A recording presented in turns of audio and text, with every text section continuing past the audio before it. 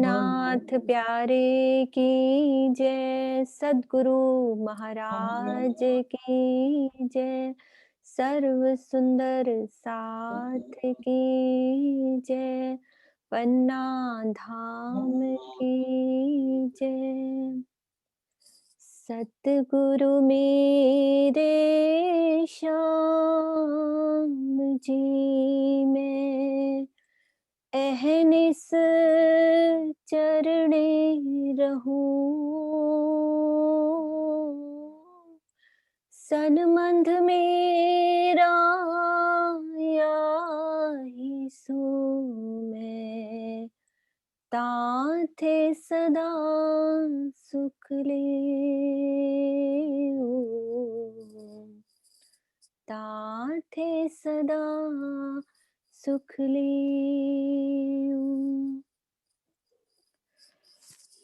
सरकार श्री एक रतन मुझे मिले श्री राम रतन जी, एक रतन मुझे मिले श्री राम रतन जी, दूसरे रतन मेरे सरकार श्री जी।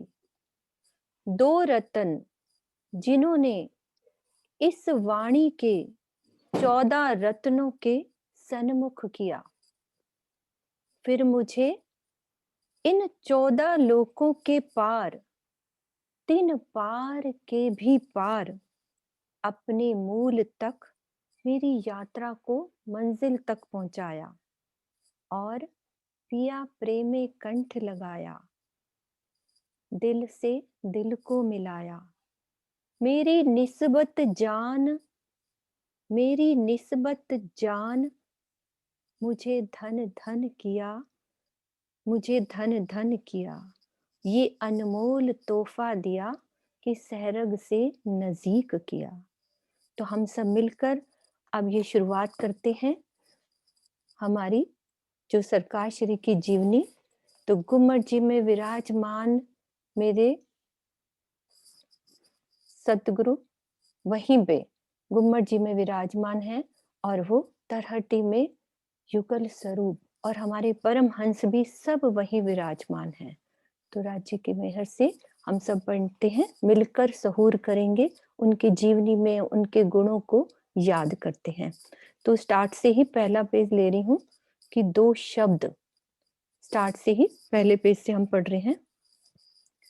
परम आदरणीय प्रातः स्मरणीय सरकार श्री के जीवन की लीलाओं की जानकारी आत्मिक आनंद प्रदान कर जीवन में रहने की प्रेरणा प्रदान करती है। आपकी आध्यात्मिक चर्चा से प्रेरित होकर धामधनी से संबंध जोड़ने वालों की तथा अन्य की जिज्ञासा को ध्यान में रखते हुए इस सूक्ष्म वर्णन का असफल प्रयास किया गया है।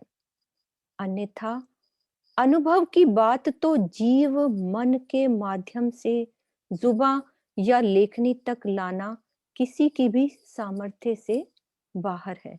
यानी कि जो हमें अनुभव होते हैं उसको हम जुबां पर ला नहीं सकते, ना उसको लिख सकते हैं। कुछ ना कुछ कहने से कुछ कहा भला वाली बात है। किस तरह से हादी सदगुरु ने झूठे खेल में आत्म जागृति से जीवन यापन करके एक मिसाल प्रकट की है।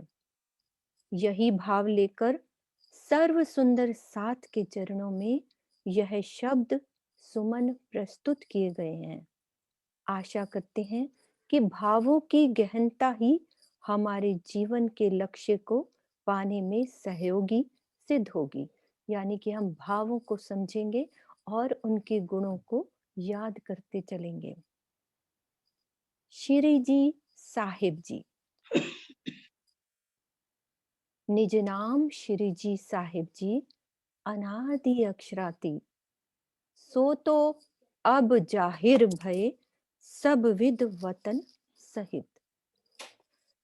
स्वामी श्री प्राणनाथ जी ने हरिद्वार के प्रसंग में श्रुति स्मृतियों की साक्षी देते हुए अपना व ब्रह्म मुनियों का परिचय करवाया था। अब हरिवंश पुराण में क्या लिखा हुआ है? अभाविनो भविष्यन्ति मुनियो ब्रह्म रूपिणः उत्पन्नाय कलयुगे प्रधान पुरुषाश्रा कथा योगने तानस्वरान पूज्यन्ति मानवा यस्य पूजा प्रभावेन जीव सृष्टि उद्धारणमा। भविष्य पुराण का ये श्लोक है, श्लोक नंबर 21 और 22। व्यास जी ने राजा जनमे को कहा था कि उत्तम पुरुष के आश्रय में रहने वाले ब्रह्म मुनि कलयुग में प्रकट होंगे। उनके द्वारा कहे गए अलौकिक ज्ञान को सुनकर सभी मानव उनकी पूजा करेंगे और उस पूजा के फलस्वरूप जीव सृष्टि का भी उद्धार हो जाएगा। तो ये भविष्य पुराण की है साक्षी, जिसमें लिखा गया है। अब कुरान पाक में क्या लिखा है उसका वर्णन कर रहे हैं। मोहम्मद साहब ने इशारे में कहा कि अल्लाह ताला दुनिया में आकर 6 दिन की लीला करेंगे, जिसका खुलासा श्री प्राणनाथ जी की वाणी में निम्न प्रकार से किया गया है। पहला दिन, जैसा कि हमें पता है, ब्रिज की लीला का। कुरान में उसे क्या कहा है? हूद नबी के घर तूफान आना कहा है। अब दूसरा दिन कौन सा है?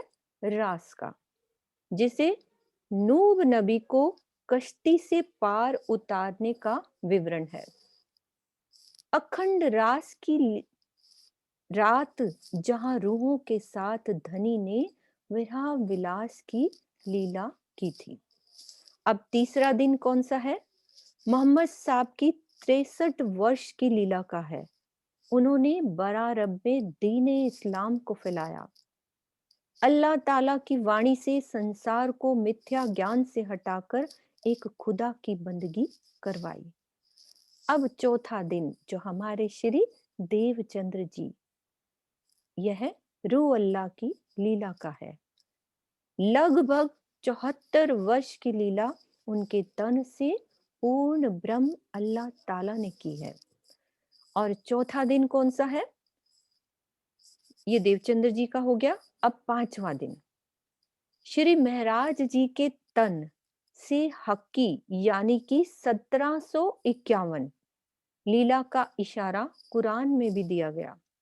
संवत 1675 से लेकर 1751 तक लगभग कितने वर्ष हुए? 76 वर्ष की लीला पांचवें दिन की लीला रही। अब छठा दिन, मेन छठा दिन हमारा जुम्मे की जमात के इकट्ठे होने को कहा है। अब स्वामी श्री प्राणनाथ जी जब इस महराज ठाकुर के तन से अदृष्ट होने लगे तो कहा, जैसा कि बीतक में हम पढ़ते हैं, हे छत्रसाल, आपको मैं सुंदर सात की सेवा का भार संभालने योग्य समझता हूँ, अतः यह सेवा आप करना। छत्रसाल जी को छठे दिन की लीला में, जैसा कि अभी रमन भाई ने अभी थोड़ा वर्णन किया, तो वो सेवा दी उन्होंने। उसकी चौपाई है, साथ सौंप्या आप श्री राज को, जाहिर में श्री महाराज, अब हम फिरत धाम को, तुम रहो सावचेत आज। महाराजा जी सो कया, मैं देखत हूँ एक तुम, तिस वास्ते सेवा साथ की सौंप चलत है हम। कि उनको एक नजर आ रहे थे, जिनके जरिए उन्होंने वो सेवा उनको सौंप दी। अब हुक्मे द्वारा खोलिया, लिया अपने हाथ हुक्म, दिल मोमिन के आए के, अरस कर बैठे खसम। ये छठा दिन, ये बीतक की प्रकरण नंबर 7, चौपाई हमारी 23, 24 और 25 का है। इस प्रकार की अनेकों चौपाइयों में श्री मुखवाणी में भी कहा है, जो यह दर्शाती है कि धाम धनी जो आवेश स्वरूप से आए हुए हैं, उन्होंने अब छठे दिन में मोमिनों द्वारा ही जागनी कार्य करवाना है। दिल को अर्श बनाकर स्वयं ही जागनी करते हैं। राजी महाराज खुद ही जागनी करते हैं। प्राचीन 400 वर्षों से विभिन्न तनों को धारण करते हुए वे जागनी कर रहे हैं।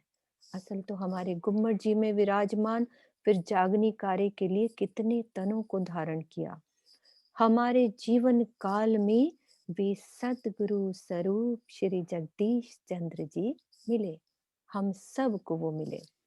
आपकी जीवन लीलाओं का वर्णन हमारी प्रेरणा का आधार है।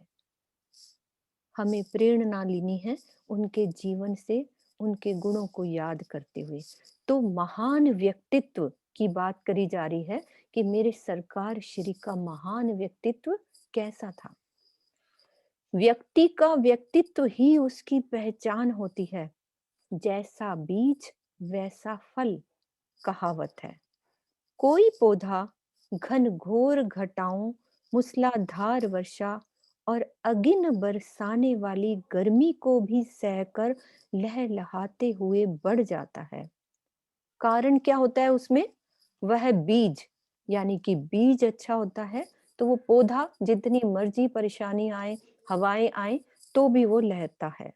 वह भूमि दूसरा कारण जिसमें वह बोया गया है, यानी कि भूमि कितनी उपजाऊ है जिसमें वो बोया गया है।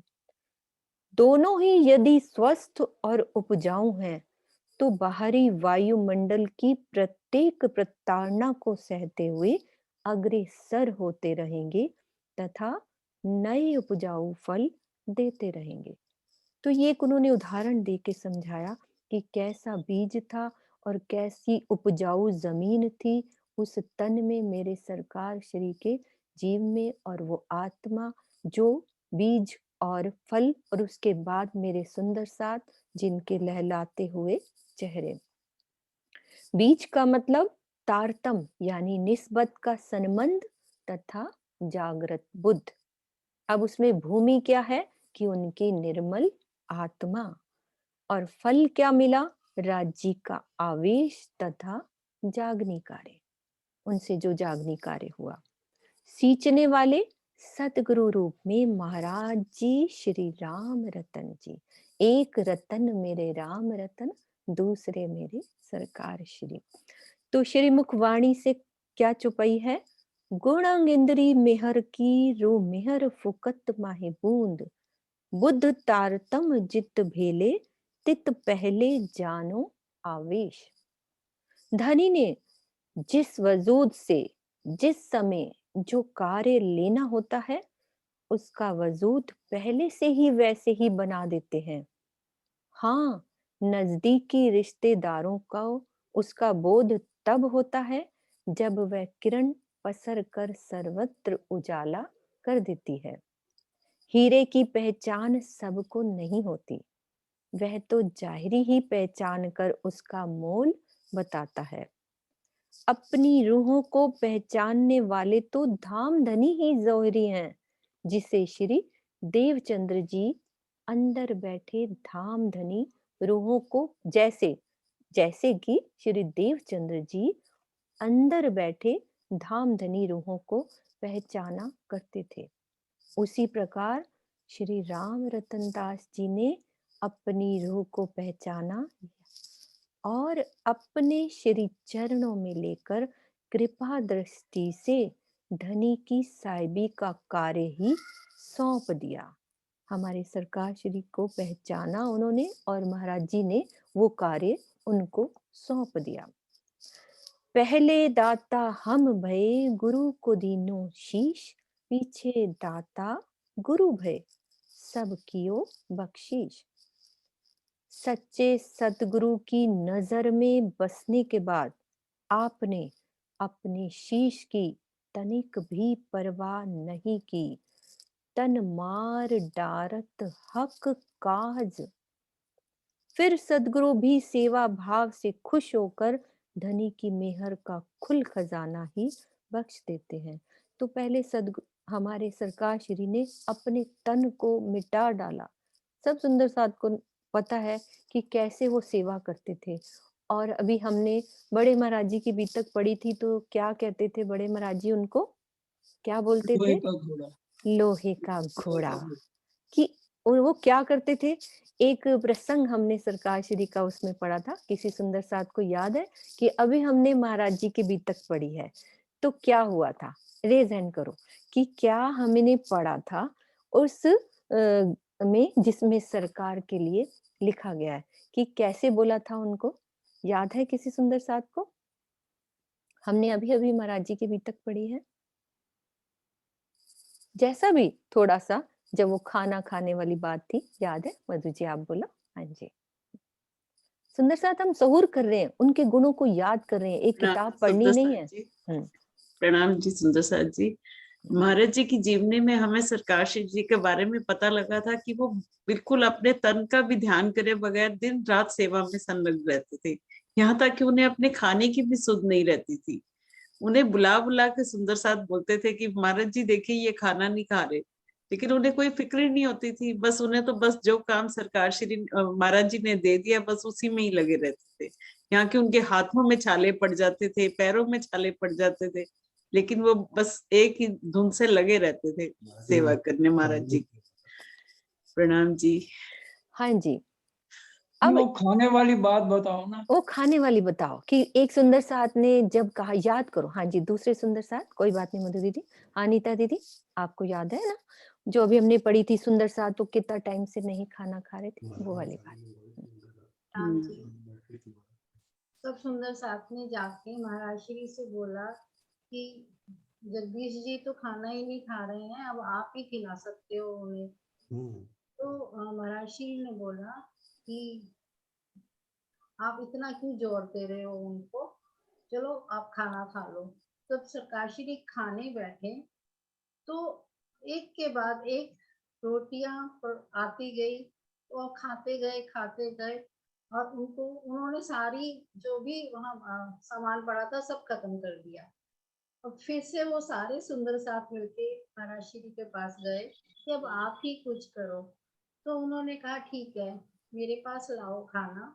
तो उन्होंने जैसे ही एक और कुछ दाने अपने मुंह में डाले तो उधर सरकार श्री ने बोला कि अब मेरा पेट भर गया बस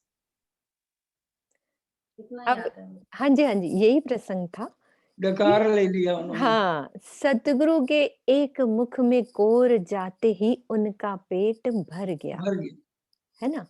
तो ये सदगुरु की जो लीला चली थी, ये हमने पढ़ी, ठीक है? अब थोड़ा-सा और पढ़ते हैं, सिर्फ हमारे पास 5-6 मिनट है, आगे पढ़ते हैं।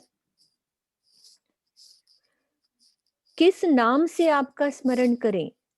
अन अनंत आकाश के समान विस्तृत महान व्यक्तित्व को मर्यादाओं की सीमा में कैसे बांधा जा सकता है? उन्हें निजानंद संप्रदाय के युग दृष्टा कुलजम स्वरूप श्री मुखवाणी के गुप्त भेदों को खोलने वाला ज्ञाता, साथियों के आधार, सामाजिक अनुशासन के निर्माता, जागनी अभियान के प्रेरक जागनी रतन, कर्मठ धर्म योद्धा धर्मवीर, सुंदर साथ के अभिन्न स्नेही श्री सरकार आदि शब्द रूप देने का प्रयास भी अनुचित होगा। अब क्या क्या उन्होंने बोला, तो इसमें बहुत गहरी वाली बातें हैं कि कितना कुछ सरकार के लिए कि जागनी रथ, करम धर्म योद्धा, कर्मठ धर्म योद्धा, धर्मवीर। अब सुंदर साथ को याद है कि पन्ना जी में कि जागनी रतन की उनको जो मिली थी, उस उसको कौन बताएगा कि कैसे पन्ना जी में ये जागनी रतन की जो मिली थी पन्ना जी में बैठे हुए। सुंदर साथ को याद है ये वाला प्रसंग?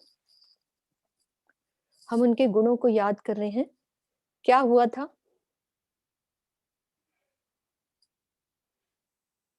कैसे धर्म पन्ना जी में? हाँ जी, आप बोलो। विजय भाई साहब आप बोलो। धर्मवीर की उपाधि का मेरे हाँ को जी। ध्यान है, हुँ। क्योंकि जागनी रत्न तो उनको रतनपुरी में सबने हाँ, कहा। धर्मवीर, हाँ। हाँ, तो हुँ। जागनी जितनी छत्रसाल जी के बाद उनसे कराई गई, इसलिए उनको जागनी रत्न कहा गया। और फिर यही भाव से ही पद्मावतीपुरी में उनको धर्मवीर की उपाधि इसलिए दी गई कि भी जैसे महाराजा छत्रसाल जी के बाद किसी ने भी ऐसा काम नहीं किया प्राणनाथ जी को जाहिर करने का जो सरकार साहब ने किया।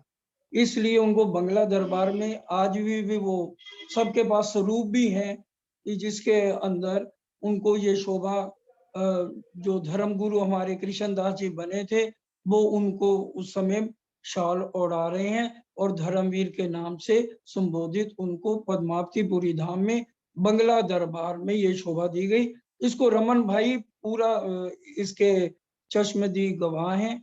जब वो दोबारा हम उनको बुलाएंगे 10-15 मिनट के लिए तो वो इसको और विस्तार से ज्यादा बताएंगे क्योंकि वो उस समय उनके साथ थे।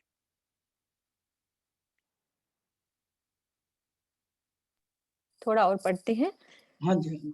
उनके त्यागमयी तन मन जीव समर्पित जीवन को रेखाबद्ध करना सर्वथा असंभव प्रतीत होता है, पर अपने ध्येय निष्ठा प्रेरणा स्तोत्र को स्मृति पटल पर नित्य नए रूप में देखने हेतु यह अक्षम्य प्रयास विभिन्न सुंदर साथ में अलोकित करने की चेष्टा की गई है। यानी कि उन्होंने जो जो किया उसको यहाँ पे सब बताया जाएगा कि बाल्यकाल में क्या उनकी लीला हुई, कैसे कैसे, अभी सारा विवरण इसमें चलेगा।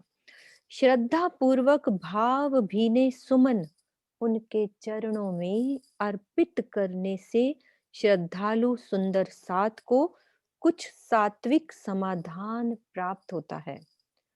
इसी भावना से प्रेरित होकर यह प्रयत्न कर रहे हैं।